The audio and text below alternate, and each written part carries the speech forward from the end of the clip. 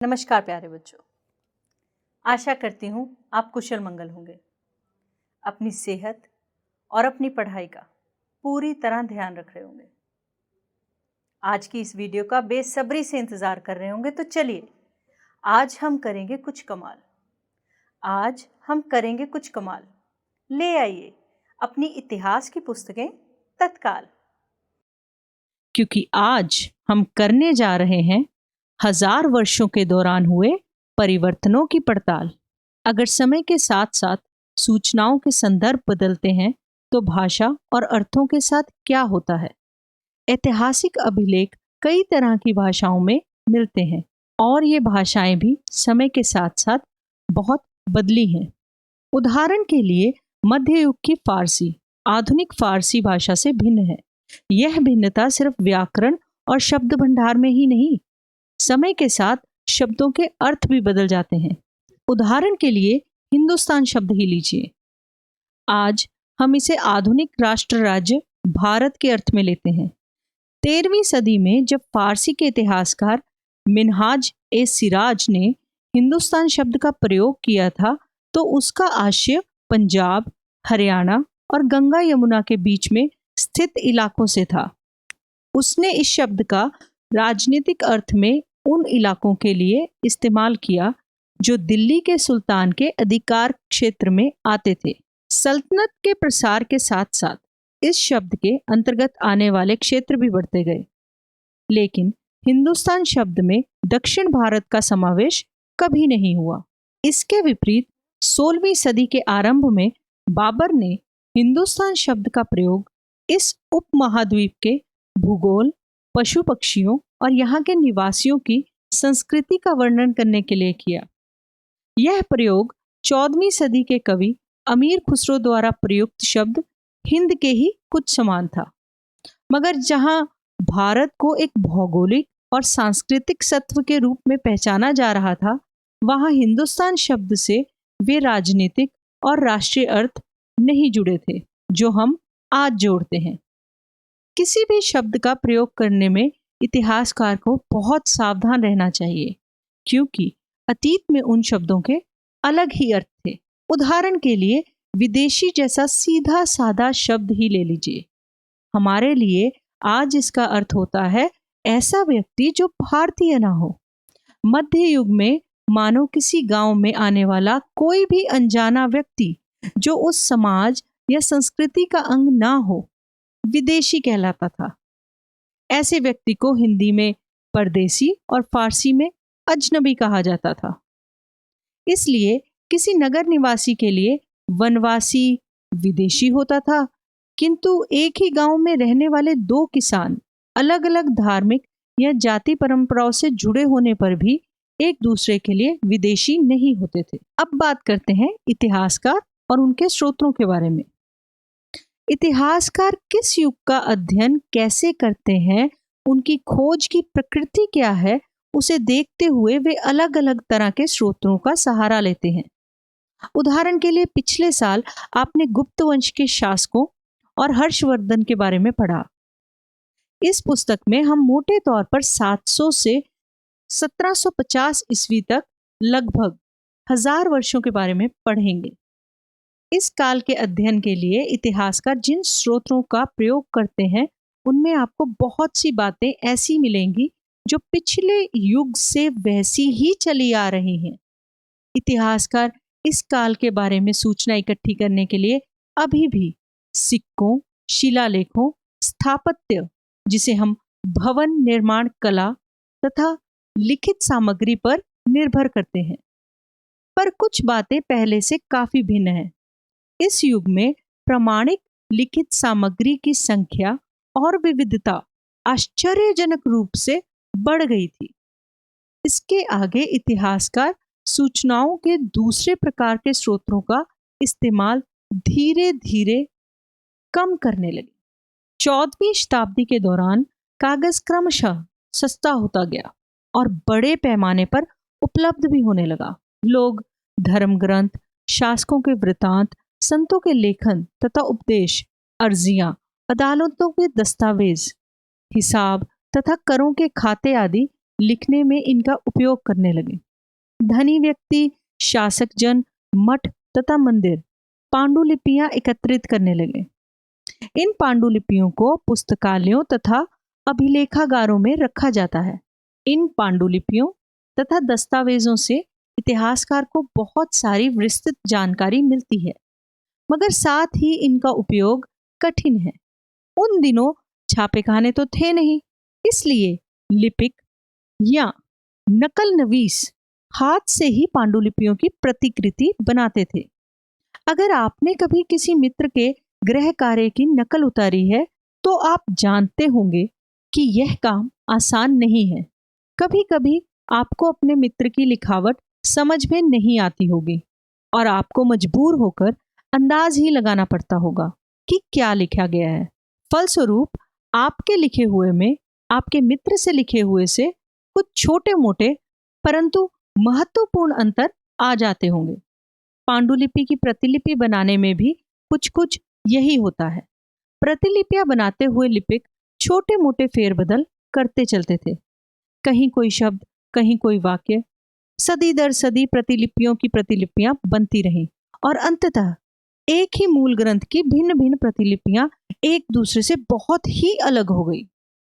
इससे बड़ी गंभीर समस्या उत्पन्न हो गई, क्योंकि आज हमें लेखक की मूल पांडुलिपि शायद ही कहीं मिलती है। हमें बाद के लिपिकों द्वारा बनाई गई प्रतिलिपियों पर ही पूरी तरह निर्भर रहना पड़ता है। इसलिए इस बात का अंदाज लगाने के लिए कि मूलतः लेखक ने क्या लिखा था, इतिहासकारों को एक ही ग्रंथ की विभिन्न प्रतिलिपियों का अध्ययन करना पड़ता है। कई बार लेखक स्वयं ही समय समय पर अपने मूल वृत्तांत में संशोधन करते रहते हैं। 14वीं शताब्दी के इतिहासकार जियाउद्दीन बर्नी ने अपना वृत्तांत पहली बार 1356 में और दूसरी बार इसके 2 वर्ष बाद मतलब 1358 में लिखा। दोनों में अंतर है, लेकिन 1971 तक इतिहासकारों को पहली बार वाले वृत्तांत की जानकारी ही नहीं थी। यह पुस्तकालयों के विशाल संग्रहों में कहीं दबी पड़ी रह गई। अब बात करेंगे नए सामाजिक और राजनीतिक समूहों के बारे में। सन 700 और 1750 के बीच के 1000 वर्षों का अध्ययन इतिहासकारों के आगे भारी चुनौती रखता है। मुख्य रूप से इसलिए कि इस पूरे काल में बड़े पैमाने पर और अनेक तरह के परिवर्तन हुए। इस काल में अलग अलग समय पर नई प्रौद्योगिकी के दर्शन होते थे, जैसे सिंचाई में रहट, कताई में चरखे और युद्ध में बारूद वाले हथियार। इनका इस्तेमाल होता था। इस उपमहाद्वीप में नई तरह का खान पान भी आया। आलू, मक्का, मिर्च, चाय और कॉफी।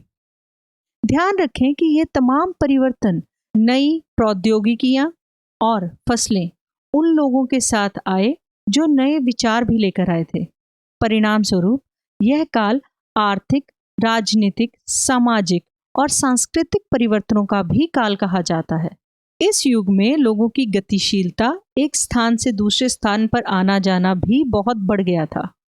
अवसर की तलाश में लोगों के झुंडों के झुंड दूर दूर की यात्राएं करने लगे थे। इस उपमहाद्वीप में अपार संपदा और अपना भाग्य गढ़ने के लिए अपार संभावनाएं मौजूद थी। इस काल में जिन समुदायों का महत्व बढ़ा, उनमें से एक समुदाय था राजपूत, जिसका नाम राजपुत्र अर्थात राजा का पुत्र से निकला है। 8वीं से 14वीं सदी के बीच यह नाम आमतौर पर योद्धाओं के उस समूह के लिए प्रयुक्त होता था जो क्षत्रिय वर्ण होने का दावा करते थे। राजपूत शब्द के अंतर्गत केवल राजा और सामंत वर्ग ही नहीं, बल्कि वे सेनापति और सैनिक भी आते थे जो पूरे उपमहाद्वीप में अलग अलग शासकों की सेनाओं में सेवारत थे। इस युग में राजनीतिक दृष्टि से महत्व हासिल करने के अवसरों का लाभ मराठा, सिख, जाट, अहोम और कायस्थ आदि समूहों ने भी उठाया। इस पूरे काल के दौरान जंगलों की कटाई हो रही थी और खेती का इलाका बढ़ता जा रहा था।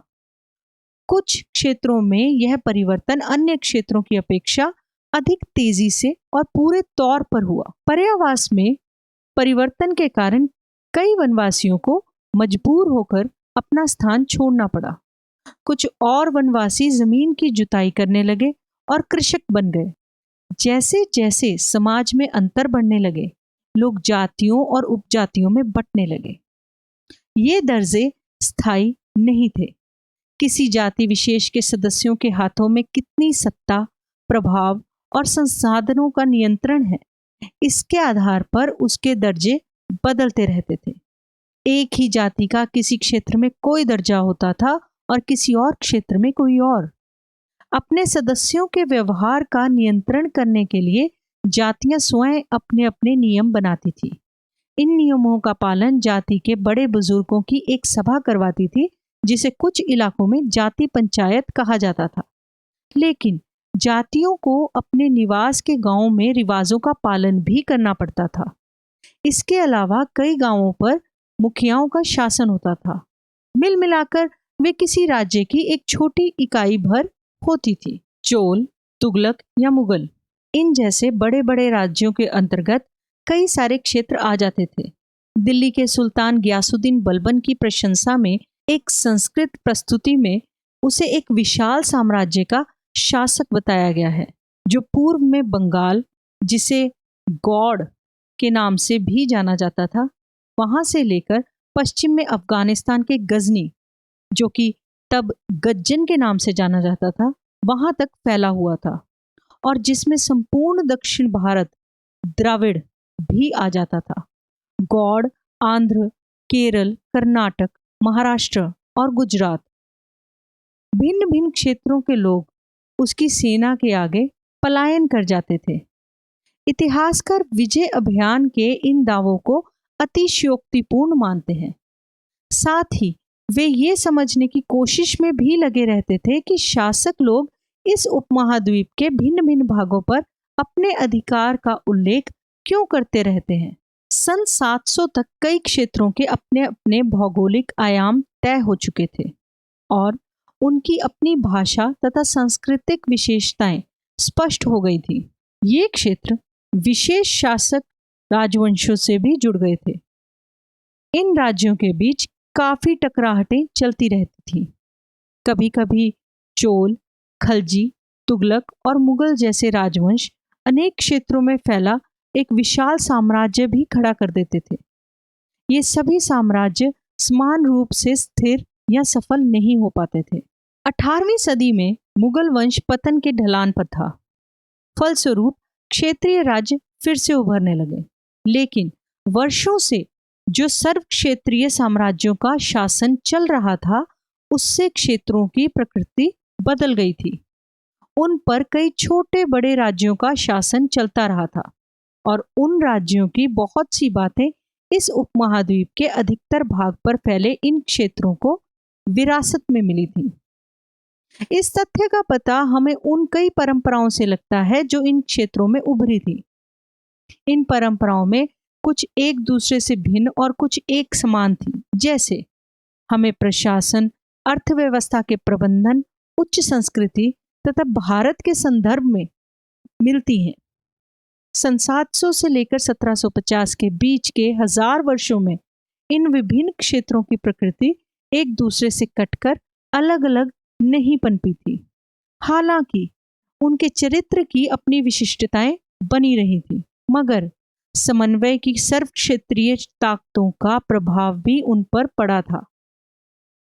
अब बात करते हैं कुछ पुराने और नए धर्मों की। इतिहास के जिन 1000 वर्षों की पड़ताल हम कर रहे हैं, इनके दौरान धार्मिक परंपराओं में कई बड़े परिवर्तन आए। दैविक तत्व में लोगों की आस्था कभी कभी बिल्कुल ही व्यक्तिगत स्तर पर होती थी, मगर आम तौर पर इस आस्था का स्वरूप सामूहिक होता था। किसी दैविक तत्व में सामूहिक आस्था यानी धर्म प्राय स्थानीय समुदायों के सामाजिक और आर्थिक संगठन से संबंधित होती थी। जैसे जैसे इन समुदायों का सामाजिक संसार बदलता गया, वैसे ही इनकी आस्थाओं में भी परिवर्तन आता गया। आज हम जिसे हिंदू धर्म कहते हैं, उसमें भी इसी युग के महत्वपूर्ण बदलाव आए थे। इन परिवर्तनों में से कुछ थे नए देवी देवताओं की पूजा, राजाओं द्वारा मंदिरों का निर्माण, और समाज में पुरोहितों के रूप में ब्राह्मण का बढ़ता महत्व तथा बढ़ती सत्ता। संस्कृत ग्रंथों के ज्ञान के कारण समाज में ब्राह्मणों का आदर बहुत बढ़ा। ब्राह्मण इन ग्रंथों के संरक्षक थे। इन संरक्षकों का समाज में दबदबा और भी बढ़ गया था।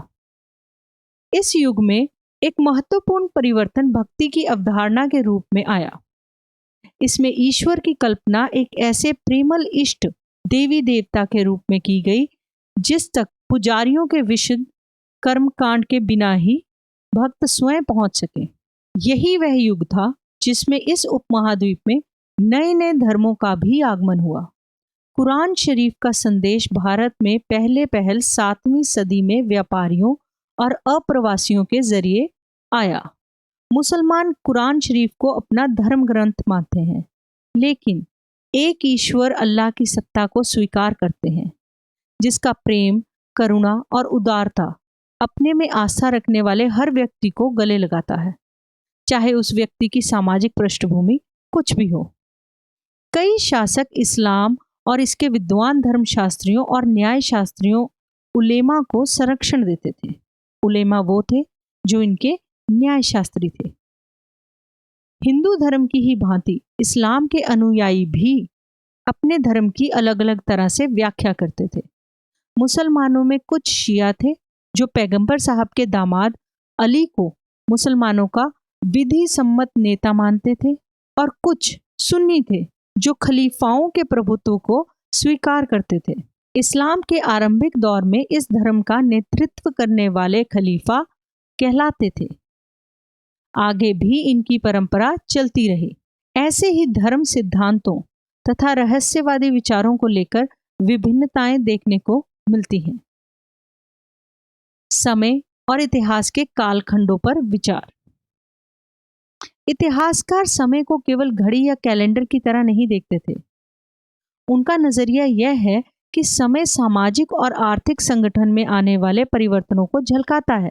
यह दिखलाता है कि विचारों और विश्वासों में कितना स्थायित्व रहा है और कितना परिवर्तन आया है। यदि अतीत को समान विशेषता रखने वाले कुछ बड़े बड़े हिस्सों, युगों या कालों में बांट दिया जाए तो समय का अध्ययन कुछ आसान हो जाएगा। 19वीं सदी के मध्य में अंग्रेज इतिहासकारों ने भारत के इतिहास को 3 युगों में बांटा था: हिंदू, मुस्लिम और ब्रिटिश। यह विभाजन इस विचार पर आधारित था कि शासकों का धर्म ही एकमात्र महत्वपूर्ण ऐतिहासिक परिवर्तन होता है और अर्थव्यवस्था, समाज और संस्कृति में और कोई भी महत्वपूर्ण बदलाव नहीं आता। इस काल विभाजन को आज बहुत कम इतिहासकार ही स्वीकार करते हैं। अधिकतर इतिहासकार आर्थिक तथा सामाजिक कारकों के आधार पर ही अतीत के विभिन्न कालखंडों की विशेषताएं तय करते हैं। पिछले साल आपने जो इतिहास पढ़े थे उनमें प्राचीन समाजों के कई प्रकारों का समावेश था, जैसे शिकारी संग्राहक, प्रारंभिक दौर के कृषिकर्मी, शहरों और गांवों के निवासी और प्रारंभिक दौर के राज्य और साम्राज्य। इस साल आप जो इतिहास पढ़ेंगे उसे प्राय मध्यकालीन इतिहास कहा जाता है। इसमें आपको कृषक समाजों के विस्तार, क्षेत्रीय और साम्राज्य राज्यों में उदय, कभी कभी तो ग्रामवासियों और वनवासियों की कीमत पर प्रधान धर्मों के रूप में हिंदू धर्म, इस्लाम धर्म के विकास और यूरोप से व्यापारी कंपनियों के आगमन के बारे में और विस्तार से जानकारी मिलेगी। भारत के इतिहास के ये 1000 साल अनेक बदलावों के साक्षी रहे हैं। आखिर 16वीं और 18वीं शताब्दियां 8वीं या 11वीं शताब्दियों से काफी भिन्न थी। इसलिए इस सारे काल को एक ऐतिहासिक इकाई के रूप में देखना समस्याओं से खाली नहीं है। फिर मध्यकाल की तुलना प्राय आधुनिक काल से की जाती है। आधुनिकता के साथ भौतिक उन्नति और बौद्धिक प्रगति का भाव जुड़ा हुआ है। इससे आशय यह निकलता है कि मध्यकाल रूढ़िवादी था और इस दौरान कोई परिवर्तन नहीं हुआ, लेकिन हम जानते हैं कि ऐसा नहीं था। हमारे वर्तमान के सवालों के जवाब हमारे अतीत में छुपे होते हैं। आशा करती हूँ आज के इस अध्याय में आपको अतीत के कुछ सवालों के जवाब मिल गए होंगे। अब जब सवाल और जवाब की बात हो ही रही है तो चलिए जानते हैं आज के अध्याय में आपने क्या सीखा। तो बताइए। प्राचीन काल में हम विदेशी किसे कहते थे? कोई भी अनजान व्यक्ति जो संस्कृति और समाज का अंग ना होता था उसे विदेशी कहा जाता था। अच्छा बताइए, अंग्रेजी इतिहासकारों ने भारत के इतिहास को कौन से 3 युगों में बांटा था? बिल्कुल सही, हिंदू, मुस्लिम और ब्रिटिश। अब मैं कुछ वाक्य पढ़ूंगी, आपने मुझे बताना है क्या ये सही है या गलत। सन 700 के बाद के काल के संबंध में अभिलेख नहीं मिलते हैं। बिल्कुल सही। इस काल के दौरान मराठों ने अपने राजनीतिक महत्व की स्थापना की। ये भी बिल्कुल ठीक है। कृषि केंद्रित बस्तियों के विस्तार के साथ कभी कभी वन निवासी अपनी जमीन से उखाड़ बहा दिए जाते थे। बिल्कुल सही। अब आखिरी, सुल्तान ग्यासुद्दीन बलबन असम, मणिपुर तथा कश्मीर का शासक था। गलत जवाब। अब हम कुछ रिक्त स्थानों की पूर्ति करेंगे। तो बताइए, अभिलेखागारों में क्या रखे जाते थे? अभिलेखागारों में पांडुलिपियां और दस्तावेज रखे जाते थे। खाली स्थान। 14वीं सदी का एक इतिहासकार था जियाउद्दीन बर्नी। 14वीं सदी का एक इतिहासकार था। इस उपमहाद्वीप की मुख्य फसलें कौन सी थी? आलू, मक्का और मिर्च इस उपमहाद्वीप की मुख्य फसलें थीं। इसी के साथ हमारा आज का अध्याय समाप्त होता है। हम जल्द ही वापस आएंगे एक नए अध्याय के साथ। तब तक के लिए अगर वीडियो आपको अच्छा लगे हो तो चैनल को सब्सक्राइब करें और वीडियो को लाइक